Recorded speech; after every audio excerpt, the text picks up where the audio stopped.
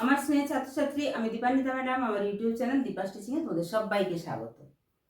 তোমরা যারা ক্লাস 11 থেকে 12-এ উঠেছো, অনেকেই কমেন্ট করছো যে ম্যাডাম ফার্স্ট সেমিস্টার অর্থাৎ সেমিস্টার সিস্টেমের প্রথম ব্যাচ, তাদের একদম ফার্স্ট সেমিস্টার থেকে ফোর্থ সেমিস্টার পর্যন্ত আপনি প্রত্যেকটা ভিডিও তাদের জন্যই দিয়েছেন, বিশেষত থার্ড সেমিস্টার এবং ফোর্থ সেমিস্টারে।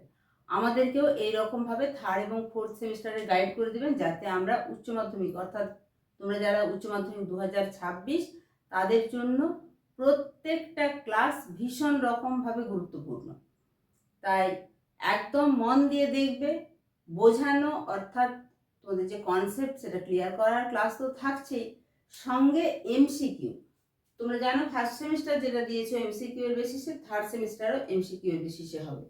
তাই একটা ক্লাসও অফ দেবে না। যেগুলো কনসেপ্ট ক্লিয়ারের ক্লাস সেগুলো যেমন দেখবে, এমসিকিউ গুলো থাকবে। আজকের ক্লাসে এমসিকিউ আলোচনা করব, এছাড়া এমসিকিউ পাওয়ার পয়েন্টে করে দেওয়া থাকবে। তাই প্রত্যেকটা ক্লাস অবশ্যই ফলো। এখানে আমরা যেটা আগের দিনে আলোচনা করেছি, কন্টিনেন্টাল ড্রিফট থিওরি বা ওয়েগনারের মহাদেশীয় সঞ্চরণ তত্ত্ব। এই যে মহাদেশগুলো একসাথে ছিল প্যানজিয়া, সেগুলো ধীরে ধীরে আলাদা হয়ে গেছে। এই মহাদেশীয় সঞ্চরণ কি আদৌ হয়েছে, তার প্রমাণ হিসাবে আজকে জীবাশ্মের প্রমাণ দেখাবো। জীবাশ্মের প্রমাণ বলতে কি না, এক সময় যে মহাদেশগুলো এক কাছে ছিল তাদের নিশ্চয়ই প্রাণী বা উদ্ভিদের মধ্যে সাদৃশ্য থাকবে। এই যে এখানে দেখো, ট্রায়াসিক উপযুগে প্যানজিয়ার যে ভাঙন আস্তে আস্তে স্মরণ ঘটেছে, তার আগে প্যানজিয়া একসাথে ছিল। এইখানে আফ্রিকা থেকে দক্ষিণ আমেরিকা আলাদা হয়ে গেছে। তাহলে এই প্রান্ত বরাবর জীবাশ্ম অর্থাৎ প্রাণী বা উদ্ভিদের মৃতদেহ চাপা পড়ে যে জীবাশ্ম তৈরি হয়, সেই জীবাশ্মের মিল দেখা গেছে। সেই জীবাশ্মগুলো কোন দেশে এবং কিরকম প্রাণীর জীবাশ্ম, কিরকম উদ্ভিদের জীবাশ্ম, সেটাই আজকের আলোচ্য বিষয়। এবং এখান থেকে যে এমসিকিউ গুলো পড়বে সেই এমসিকিউ গুলোই আলোচনা করব।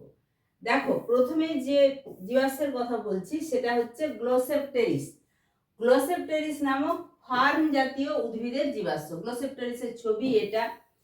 তোমাদের যেটা পরীক্ষায় থাকবে যে গ্লোসেপটেরিস কোথায় কোথায় পাওয়া গেছে।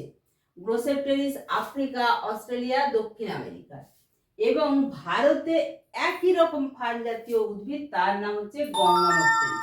তাহলে গ্লোসেপটেরিস, গঙ্গামপ্টেরিস দুটোই কিন্তু ফার্ন জাতীয় উদ্ভিদের জীবাশ্ম। গ্লোসেপটেরিস আফ্রিকা, অস্ট্রেলিয়া, দক্ষিণ আমেরিকা, আর ভারতে যেটা পাওয়া গেছে সেটা হচ্ছে গঙ্গামপ্টেরিস। মেসোসরাস, মেসোসরাস কি রকম প্রাণীর জীবাশ্ম না, ছোট কুমির জাতীয় প্রাণীর জীবাশ্ম, যেটা দক্ষিণ আফ্রিকা এবং ব্রাজিলের পার্মিয়ান উপযুগের অবক্ষেপে বা সঞ্চয়ে দেখা যায়। মার্সুপিয়াল ওপোসাম, মার্সুপিয়াল ওপোসামটা কি না, ওটা হচ্ছে ক্যাঙ্গারু জাতীয় প্রাণী। ক্যাঙ্গারু জাতীয় কেন বলছি, এছাড়া ক্যাঙ্গারুরও জীবাশ্ম পাওয়া গেছে। মার্সুপিয়াল ওপোসাম ও ক্যাঙ্গারু প্রাণী কোথায় দেখা গেছে? দক্ষিণ আমেরিকাতে। এই মার্সুপিয়াল ওপোসাম জাতীয় প্রাণীরা, তারাও কিন্তু পেটের থলির মধ্যে তাদের যে বাচ্চা তাকে রাখে। ক্যাঙ্গারুরও সেই একই বৈশিষ্ট্য দেখা যায়। এটা দক্ষিণ আমেরিকার পেটের থলিতে বাচ্চা রাখার গঠনযুক্ত প্রাণী মার্সুপিয়াল দেখা যায়। অস্ট্রেলিয়াতেও একই বৈশিষ্ট্যযুক্ত ক্যাঙ্গারু দেখা যায়। লুম্ব্রিসিড, লুম্ব্রিসিডটা হচ্ছে কেঁচো জাতীয় প্রাণীর জীবাশ্ম। উত্তর ও দক্ষিণ আমেরিকা, আফ্রিকা, অস্ট্রেলিয়া মহাদেশে দেখা যায়। ল্যামিংসের জীবাশ্ম, ল্যামিংস, এখানে তোমাদের প্রত্যেকটা ছবি আমি দেখাচ্ছি পরে। ল্যামিংসের জীবাশ্ম দেখা গেছে স্ক্যান্ডিনেভিয়া, অস্ট্রেলিয়া, জাপান, উত্তর আমেরিকা। সাইনোগোনাথাস এর জীবাশ্ম কোথায় পাওয়া যাচ্ছে? দক্ষিণ আমেরিকার মধ্যভাগ, মধ্য আফ্রিকার কিছু স্থান। লিস্ট্রোসরাসের জীবাশ্ম আফ্রিকা, ভারত, অ্যান্টার্কটিকা। সাইনোগোনাথাস নামক সরীসৃপের জীবাশ্ম ব্রাজিল, আর্জেন্টিনা এবং কঙ্গো অববাহিকা। ছবিটা একটু দেখে নাও।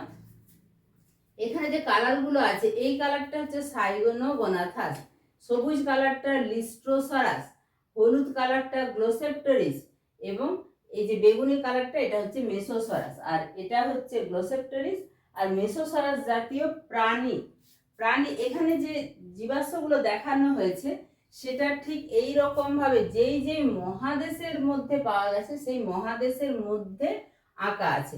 এইখানে দেখো দক্ষিণ আমেরিকার অংশ, আফ্রিকার এই অংশ, এইখানে একদম চলে গেছে অস্ট্রেলিয়া এবং যেটা কুমেরু মহাদেশের অংশ, এবং উপরের দিকে ভারতের অংশ। তারপরে তো আস্তে আস্তে মহাদেশগুলো বিচ্ছিন্ন হয়েছে। এবং এই যে সাইনোগোনাথাস, এটা দক্ষিণ আমেরিকার এই অংশ থেকে আফ্রিকার এই অংশ। তো এইটা হচ্ছে প্যানজিয়া যখন একসাথে ছিল এই জায়গায় এই জাতীয় প্রাণীর জীবাশ্ম বিচরণ করত। আশা করছি বুঝতে পারছো। এবার তোমাদেরকে আমি বলবো যে কোন কোন জিনিসগুলো, এতগুলো তো বললাম, এতগুলো অনেক ক্ষেত্রে তোমাদের যদি মনে রাখার অসুবিধা হয়, যেগুলো শুধুমাত্র পরীক্ষাতে পড়ে সেটা বলছি। গ্লসেপটেরিস, গ্লসেপটেরিস কি আর গঙ্গামেপটেরিস কি? আগেই বললাম ফার্ন জাতীয় উদ্ভিদের জীবাশ্ম, তার মধ্যে গঙ্গামেপটেরিসটা যেটা ভারতে পাওয়া গেছে তার না। আর পরীক্ষাতে যেটা পড়ে সেটা হচ্ছে মেসোসরাস, ছোট কুমিরের জীবাশ্ম। আর যেটা পরীক্ষাতে পড়ে ক্যাঙ্গারু জাতীয় প্রাণীর জীবাশ্ম, মার্সুপিয়াল ওপোসাম। এছাড়া পড়ে লুমব্রিসিড, কেঁচো জাতীয় প্রাণীর জীবাশ্ম।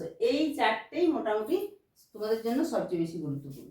তাহলে এভাবে গুরুত্বপূর্ণ ক্লাসগুলো দেখতে থাকো, ফলো করতে থাকো, এবং সঙ্গে এমসিকিউ যেগুলো পাওয়ার পয়েন্টে যাবে সেগুলো প্র্যাকটিস করতে থাকো।